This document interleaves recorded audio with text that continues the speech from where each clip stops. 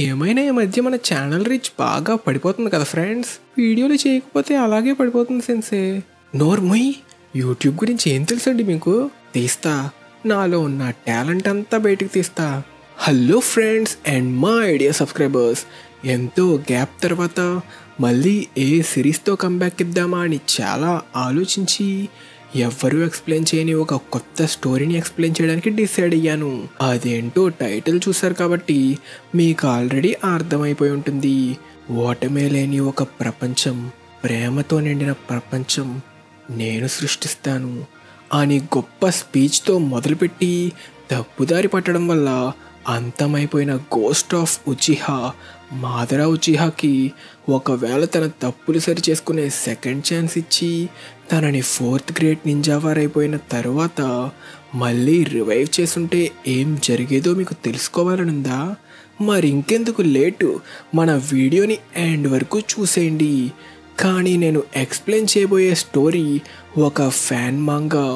Main స్టోరీకి దీనికి ఏ సంబంధం ఉండదు, ఇది కేవలం కల్పితం మాత్రమే. ఈ ఫ్యాన్ మాంగాకి ఆథర్ డియాంటే. ట్విట్టర్ లింక్ని డిస్క్రిప్షన్లో మెన్షన్ చేసా, ఇంట్రెస్ట్ ఉంటే చెక్ చేసేయండి. ఎపిసోడ్ స్టార్ట్ చేసే ముందు మీ అందరికీ ఒక చిన్న రిక్వెస్ట్, దయచేసి మన యానిమే ఫ్యాన్స్కి మన ఛానల్లో ఉన్న బ్లీచ్ వీడియోస్ షేర్ చేసి ఒకసారి ట్రై చేయమనండి.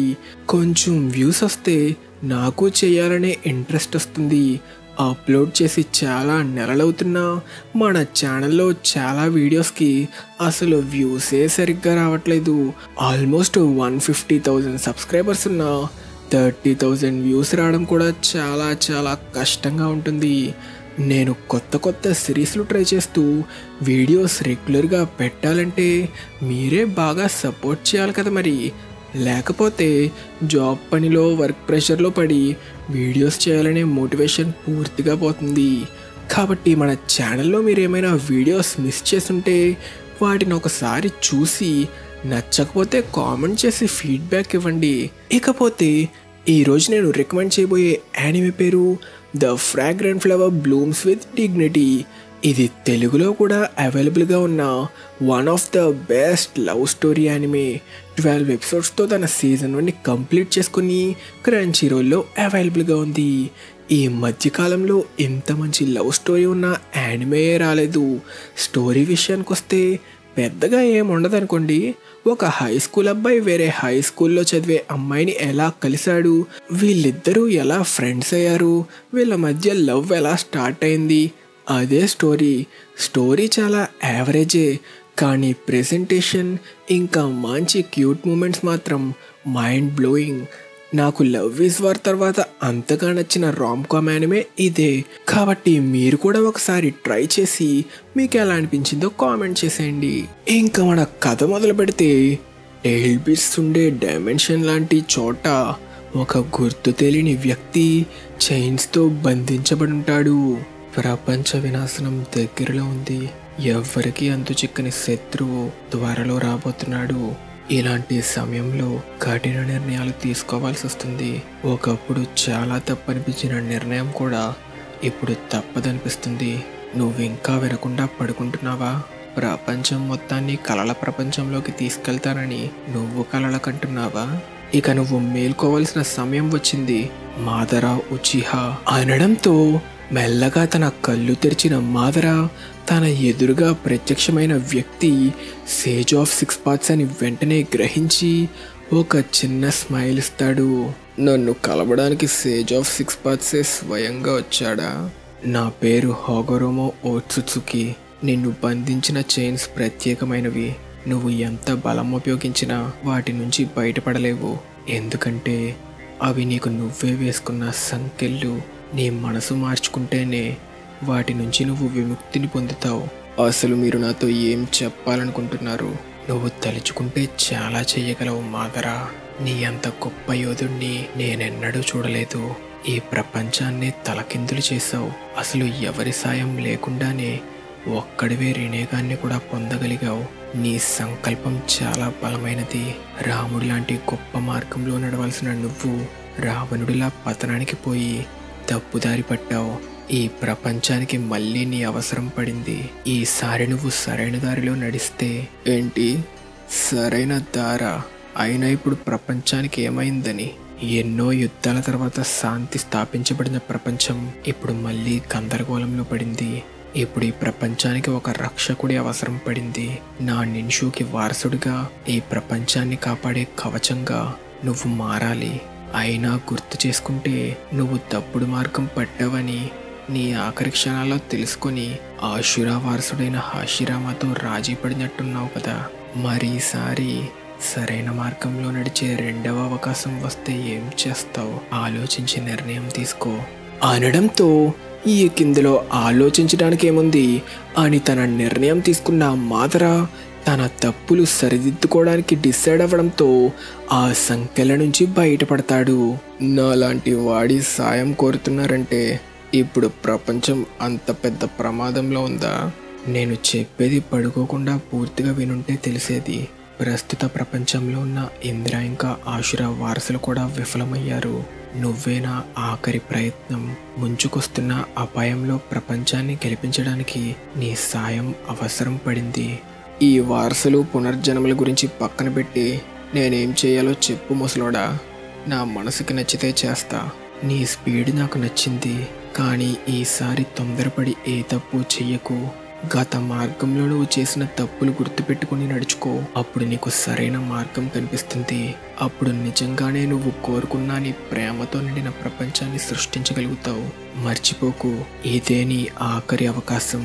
సీరియస్గా తీసుకొని ఈ సరైన విజయాన్ని సాధించు. నువ్వేం కంగారు పడుకు ముసలైనా. ఏం చెయ్యాలో నాకు అర్థమైంది. ఈసారి యుద్ధమే లేని ప్రపంచాన్ని నేను సృష్టిస్తాను అనడంతో సేజ్ ఆఫ్ 6 పాత్స్ మాదర మారాడని నమ్మి తన చేతిని చాపమని తన సేజ్ ఆఫ్ 6 పాత్స్ చాక్రాని తనతో పంచుకుంటాడు. మనం గతంలో చూసినట్టయితే నారుటోతో ఆషురా చాక్రా ఇంకా సాస్కేతో ఇంద్ర చాక్రా మాత్రమే పంచుకుంటాడు. కానీ మాదరకి మరొక అవకాశాన్ని ఇవ్వడానికి ఇంద్ర ఇంకా ఆషురా ఇద్దరి చాక్రాని మాదరాతో పంచుకొని విజయంతో తిరిగి రమ్మని దీవిస్తాడు.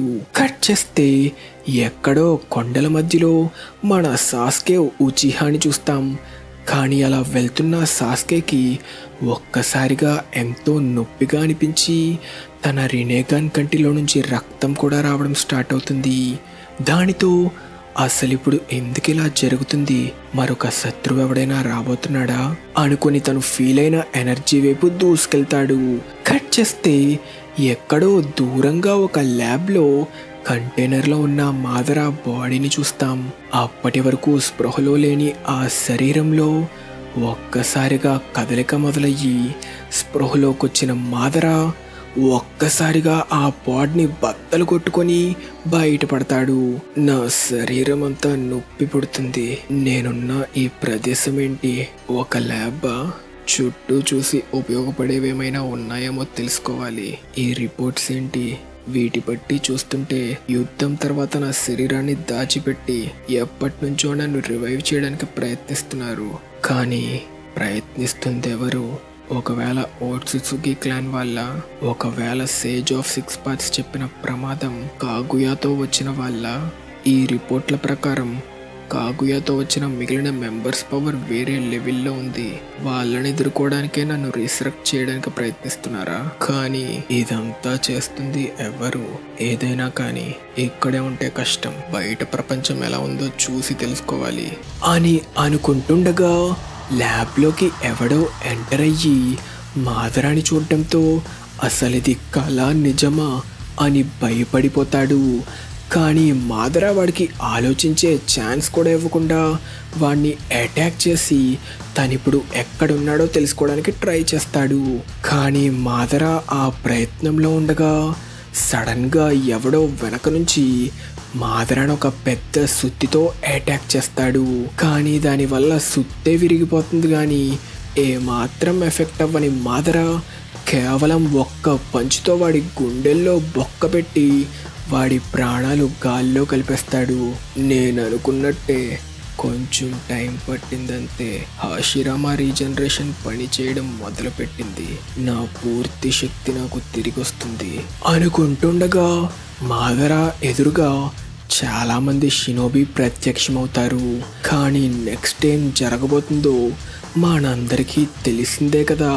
ఒక్క సెకండ్ కూడా లేట్ చేయకుండా అందరినీ మాదరా ర్యాంప్ ఆడించి రక్తపాతం సృష్టిస్తాడు. కానీ తనని అటాక్ చేసింది ఎవరికి హెడ్ బ్యాండ్లు లేవు. ఒకవేళ వీళ్ళందరూ ఏమైనా ప్రైవేట్ ఆర్గనైజేషన్లో మెంబర్సా అనుకున్నా ఇప్పుడు అవన్నీ ఆలోచించే టైం లేదు. నా శక్తిని పరీక్షించుకునే సమయం వచ్చింది అనుకొని ఒక్కసారిగా తన షారింగన్ డోజుట్సు యాక్టివేట్ చేస్తే భూమే కంపించి పెద్ద బ్లాస్ట్ అయ్యి తన సుసానో యాక్టివేట్ చేయడంతో ఆ కొండల్ని బద్దలు కొట్టుకొని మాదరా అక్కడి నుంచి బయటపడతాడు. గ్యాప్ ఏమివ్వకుండా తన చుట్టూ ఉన్న లొకేషన్లో ఇంకా ఎవరైనా ఉన్నారేమో తెలుసుకోవడానికి తన wood style deep forest emergency use చేసి చాక్రాని సెన్స్ చేయడం స్టార్ట్ చేస్తాడు. కానీ తన దగ్గరలో ఎవ్వరూ ఉండరు. అలా తన చాక్రా పూర్తిగా రీకవర్ అవ్వడంతో షారింగన్ రినేగాన్గా కూడా మారుతుంది. కట్ చేస్తే ఎక్కడో దూరంగా మరొక డైమెన్షన్లో ఎవరో గుర్తు తెలియని వ్యక్తి భూమికి బయలుదేరడానికి డిసైడ్ అవుతాడు. తిరిగి మాదరా దగ్గరికి వస్తే చుట్టుపక్క పరిసరాల్ని బాగా పరిశీలిస్తున్న మాదరా అక్కడ ఒక ఇంటిని చేరుకుంటాడు. ఇలాంటి నిర్మానుష్య ప్రాంతంలో ఇక్కడెవరున్నారు అని లోపలికి వెళ్ళి చూస్తే అక్కడ ఎవ్వరూ ఉండరు. ఎన్నో ఏళ్ల క్రితమే చనిపోయిన ఒక పిల్లాడి స్కెలిటన్ తప్ప. కానీ అక్కడున్న షినోబి గేర్ని చూడడంతో దానిని యూజ్ చేసుకోవడానికి డిసైడ్ అయ్యి ఆ పనిలో ఉండగా తనకు ఆ ఇంట్లో ఒక టెడ్డీ బేర్ కూడా కనిపిస్తుంది. దానితో మాదరా దానిని తీసుకొని ఎక్కడికో బయలుదేరతాడు. నువ్విది చూస్తున్నావా హాషిరామా? కాలాలు గడిచాయి, యుగాలు మారాయి, అయినా పిల్లల చావులు ఇంకా ఆగలేదు. అలా ఒక చిన్న పిల్లాడి చావుని చూడడంతో మాదరాకి తన గతం గుర్తుకొస్తుంది. చిన్న పిల్లలుగా ఉన్నప్పుడే చనిపోయిన తన తమ్ముళ్ళ చావు గుర్తుకొస్తుంది. ఒక షినోబి మనసులో ఎమోషన్స్కి చోటు ఉండకూడదు. పెద్దవాళ్ళు మాకు నేర్పింది అదే. ఒక షినోబికి చావు ఎప్పుడు ఇంచు దూరంలోనే ఉంటుంది. క్షణం దృష్టి మళ్ళిన చావు ఖాయం. ఇజునా, నువ్వు ఇంకా ఏడుస్తున్నావా? అన్నయ్య, నేను అర్థం చేసుకోగలను, కానీ ఎంతసేపు నువ్వు ఏడ్చినా వాళ్ళక తిరిగి రారు తమ్ముడు.